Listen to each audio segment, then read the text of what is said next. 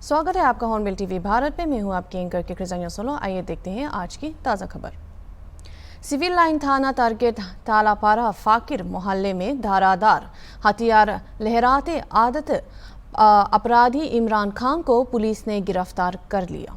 इमरान खान पर हाथ में बड़ा चाकू लेकर किसी बड़े अपराध की योजना बनाने का संदेह था, लेकिन पुलिस ने कोई घटना होने से पहले ही उसे पकड़ लिया। कड़ी पूछताछ के बावजूद संदिग्ध चुप रहे।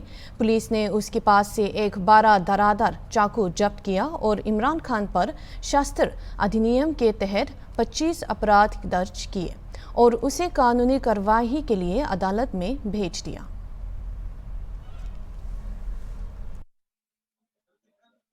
मुखबिर से सूचना मिली थी कि तालापारा में एक व्यक्ति चापड़ लेके आने जाने वालों को चापड़ दिखा कर डरा धमका रहा है। मौके पर पहुंचकर देखे तो वहां पर एक इमरान खान नामक व्यक्ति चापड़ लेकर लोगों को आने जाने वालों को डरा धमका रहा था, जिस पर थाना सिविल लाइन द्वारा 25-27 आम एक्ट के तहत कार्रवाई की गई है।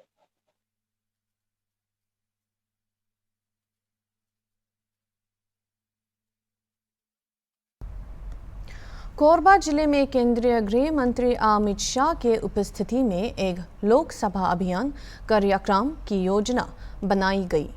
वह 1 मई को काटागोरा मेला मैदान में सभा को संबोधित करेंगे। पुलिस ने तैयारियां जांची और दिशा निर्देश दिया। गर्मी के कारण छाया की व्यवस्था की जा रही है। ऊंची सुरक्षा उपाय किए गए हैं।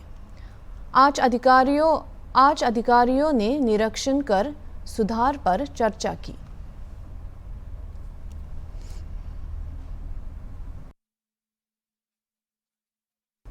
मतदान प्रतिशत बढ़ाने के लिए स्थानीय निकायों और शिक्षा विभाग द्वारा चूरी से कटघोरा तक बाइक रैलियों का आयोजन किया गया।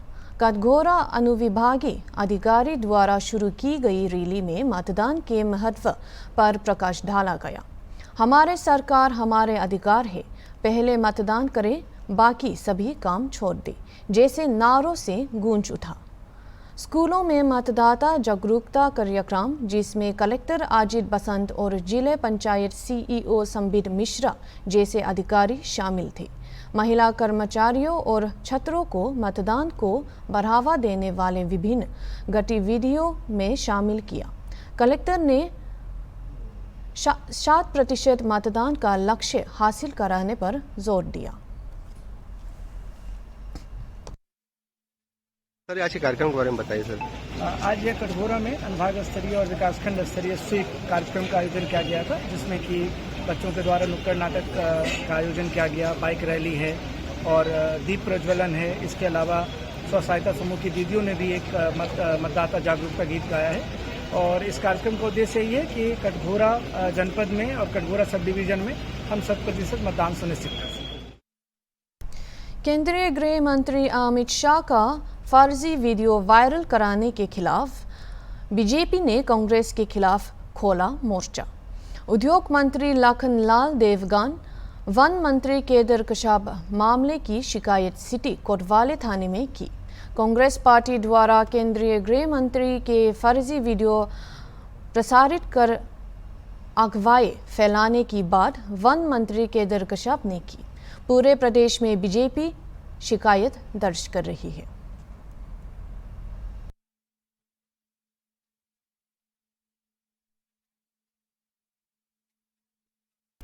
ताज़ा खबरों के मुताबिक ताकतवर पूर्व सांसद धनंजय सिंह सेंट्रल जेल से रिहा हो गई है। उनके साथ सैकड़ों की संख्या में उनके समर्थक मौजूद थे। दर्जनों गाड़ियों के काफिले के साथ धनंजय सिंह बरेली सेंट्रल जेल से जौनपुर के लिए रवाना हुए। आप लोगों के सहयोग के लिए बहुत बहुत धन्यवाद। अभी देखिए जुडिशरी प्रक्रिया में जमानत पे आया हूं मैं। फर्जी मुकदमे में सजा हुई थी और मुकदमा भी फर्जी कायम किया गया था 2020 में मेरे ऊपर। करप्शन का मामला था, नमामि गंगे का। उस मामले में मुझे सजा दी गई थी, माननीय उच्च न्यायालय ने मुझे बेल दिया है। आप लोगों को बहुत बहुत धन्यवाद। आप लोगों ने सकारात्मक चीज़ों को, सकारात्मक पहलुओं को समाज के सामने रखने का प्रयास किया। अभी मेरी पत्नी चुनाव लड़ रही बहुजन समाज पार्टी से। अब यहाँ से निकल के मैं सीधे अपने क्षेत्र जाऊँगा और मेरी शुभकामनाओं को चुनाव लड़े और जीते। सर रूट क्या रहेगा आपका? सीधे क्या जौनपुर जाएंगे? सीधे जौनपुर। अनियंत्रित करके पेड़ से टकराने से 3 महिलाओं की मौत हो गई और 60 घायल हो गए। घटना में एक इनोवा कार शामिल थी जिसमें 10 लोग सवार थे जो एक शादी समारोह में जा रहे थे। एक स्कूटर सवार को बचाने के प्रयास में चीख पुकार गूंजने से अफरा तफरी मच गई। उत्तराखंड की शक्ति फार्म से आई इनोवा में सवार सभी 60 लोगों की हालत गंभीर है। घायलों को अस्पताल में भर्ती कराया गया। वहीं 3 लोगों की मौत के बाद हंगामा और बढ़ गई। पुलिस ने शवों को कब्जे में लेकर प्रधानमंत्री को सूचना दी। ये घटना उन दुर्घटनाओं की श्रृंखला में जुड़ गई है जिसके परिणाम स्वरूप सड़कों पर 1 दर्जन से अधिक मौतें हुई। मामला पुरानापुर कोतवाली क्षेत्र के घानारघट के पास हुआ।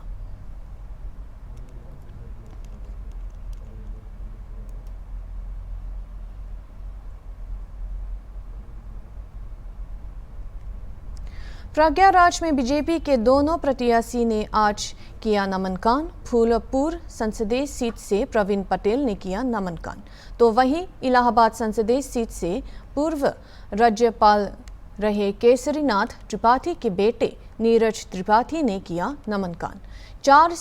4 सेट में करेंगे नामांकन। डिप्टी सीएम केशव प्रसाद मौर्य के साथ दोपहर 2 बजे 3 सेट दोबारा करेंगे नामांकन।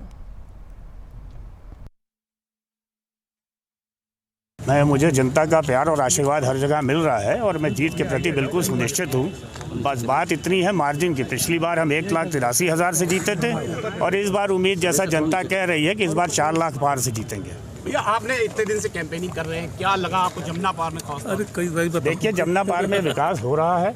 मैं जहाँ जहाँ जा रहा हूँ मैं वहाँ देख रहा हूँ कि सारी योजनाएँ लागू हो गई हैं, सब पे काम चल रहा है। 4,000 से ऊपर घरों में नल दिए जा चुके हैं। प्रधानमंत्री आवास योजना के तहत आवास बने हैं, उनका भी दिया जा चुका है, आवंटन हो चुका है, लोग रह रहे हैं उसमें और विकास कार्य पूरी गति से चल रहा है।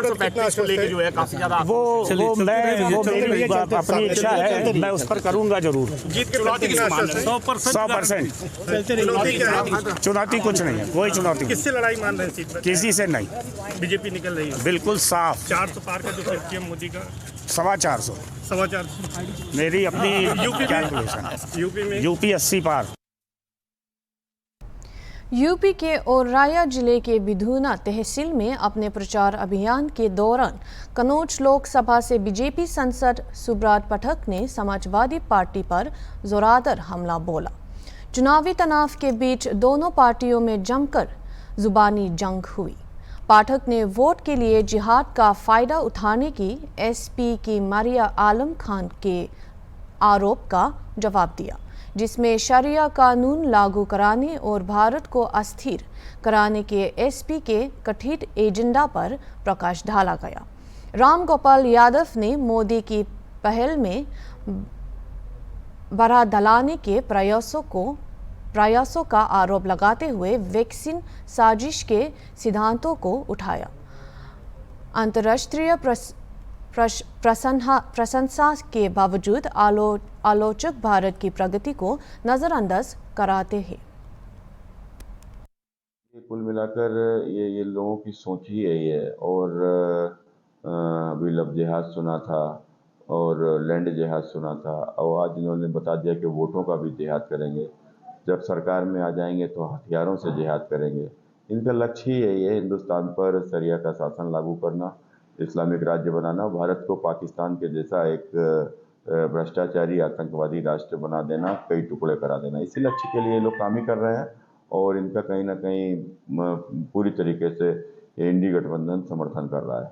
देखो, इसका अनेकों षड्यंत्र इस प्रकार के होंगे और ये तो लोग लगातार गुमराह करने वाले लोग हैं कि हर स्तर पर किसी प्रकार से मोदी रुक जाए, नहीं रुकेगा तो इनका जेल जाना तय है इनका सबका। तो ये मोदी को रोकने का हर संभव प्रयास कर रहे हैं और पूरी दुनिया के इस प्रकार के लोग जो भारत की तरक्की को बर्दाश्त नहीं करते, वो इस प्रयास में इनका साथ दे रहे हैं।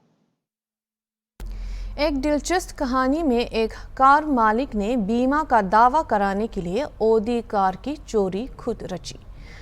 कंस्ट्रक्शन कॉरपोरेशन लिमिटेड में AD2 के पर में कार्यरत कार मालिक अंकुर श्रीवास्तव ने चोरी की व्यवस्था की और पुलिस को खुद ही सूचित किया।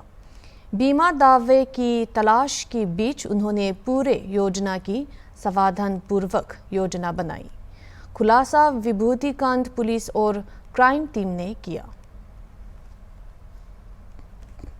जानकारी में लाना चाहूँगा, ये 27 तारीख को एक चोरी की FIR थाना विभूतिगंज पर दर्ज कराई गई थी, जिसमें निर्माण निगम में काम करने वाले अंकुर श्रीवास्तव जो AD सेकंड के पद पर कार्यरत हैं, इनकी एक ऑडी कार UP 32Y7711 की चोरी की सूचना दी गई थी। इसमें ACP विभूतिखंड और SHO विभूतिखंड तथा क्राइम टीम के द्वारा मेहनत की गई और मेहनत के बाद में ये केस वर्कआउट किया गया है। इसमें ये ऑडी कार बरामद की गई है, जो कि आज जो है ले जाते समय चोरी की गाड़ी को बता करके उसे खुर्द-बुर्द करने के लिए ले जाते समय बरामद की गई है। इसमें अंकुर श्रीवास्तव को गिरफ्तार किया गया है और इनका एक साथी हितेश वो अभी फरार है। घटना जो है वो इस तरीके से संज्ञान में आई है कि जो गाड़ी है ये चूँकि इसकी बाज़ार की कीमत लगभग 1 करोड़ रुपए है। 19 में इसका एक्सीडेंट हो गया था 2019 में, तो इसकी गाड़ी की मालियत जो है काफ़ी घट गई और चूँकि इसका जो ओनर है अंकुर श्रीवास्तव वो एक बिजनेसमैन रहा है पहले जब उसने गाड़ी खरीदी थी, तो इस गाड़ी को खुर्द-बुर्द करके ये ज़्यादा से ज़्यादा पैसे लेना चाहता था और इसको एक तो ग्रे मार्केट में चोरी के बाज़ार में बेच करके कुछ पैसा वहाँ से कमाना चाहता था और बाकी इंश्योरेंस क्लेम के माध्यम से कमाना चाहता था। तो इनके मंसूबे पे पानी फिर गया और गाड़ी को CCTV कैमरास के माध्यम से ले जाते समय बरामद किया गया है। एक मुलजिम गिरफ्तार किया गया है और दूसरे मुलजिम का तलाश की जा रही है, जिसकी जल्द से जल्द गिरफ्तारी की जाए। एक किशोर के डूबने से दुखद घटना घटी। मृतक अपने 3 भाइयों के साथ ब्रह्मदेव बाबा के मेले से लौटने के बाद स्नान के लिए बम्बा पर गया था।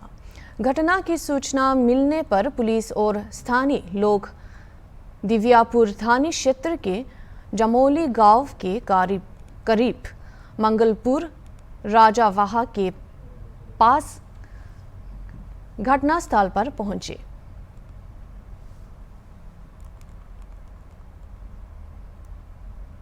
गृह मंत्री अमित शाह ने आज कोरबा लोकसभा क्षेत्र के कटघोरे में विशाल जनसभा की। अमित शाह का भाषण सुनने के लिए कार्यक्रम स्थल पर बड़ी संख्या में लोग जुटे।